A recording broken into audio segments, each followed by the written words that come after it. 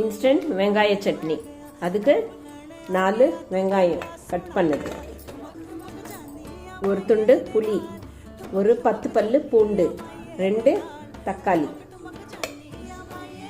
ஒரு 5 மிளகாய், அரை ஸ்பூன் சீரகம், தேவையான உப்பு.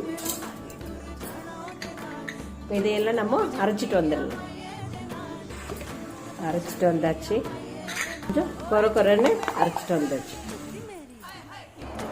நம்மளோட இன்ஸ்டன்ட் வெங்காய சட்னி ரெடி ஆயிடுச்சு. இப்போ இதை நம்ம கடுகு தாளிச்சு இதில் சேர்த்துடலாம். ஒரு பேன் வச்சுட்டு கடுகு சேர்த்துட்டு இருக்கேன். கடுகு பொரிஞ்சிட்டு இருக்கு. 2 வரமிளகாய், சிறிதளவு கருவேப்பிலை. இப்போ இதில் சேர்த்து